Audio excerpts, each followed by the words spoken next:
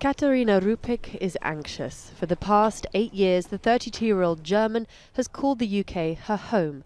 She's studied here, rents a home here, is employed and paid taxes here. But when asked to retrospectively account for her time in the UK, time she spent abroad unemployed meant she does not have a continuous record. Her online application granted her pre-settled status, while her boyfriend, who followed exactly the same trajectory but with a UK employer, was given settled status.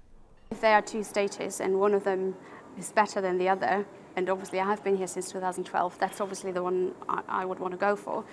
And ultimately, I still feel that even the Home Office can't really tell us what this status is worth. So let's say I would like to try and rent again, find a new flat. Let's say I try and apply for a new job, or maybe even want to buy a house. How is the status perceived? A new study shows those concerns are shared by many. Launched by the campaign group 3 Million, they say some who had not yet completed the online application were being discriminated against. They cited evidence of employers withholding job offers, people being denied healthcare, and others prevented from opening bank accounts. So in the survey we have quite a high number of people who are choosing not to apply for different reasons, and the one high bracket there is people who don't apply out of principle.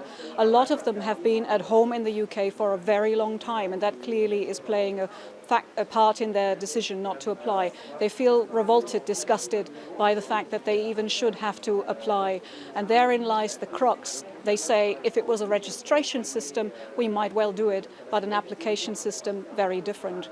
It's estimated that tens of thousands of people have still not applied, and when the deadline expires in less than 18 months, will be left without legal rights at risk of eviction, detention and deportation. The Home Office say 2.5 million people now have secure digital status, and for the majority the application process is working well. But according to this report, 90% of people say they want a physical document to prove their right to stay in the UK, rather than just relying on digital evidence. Without it, they say, they will feel unsettled.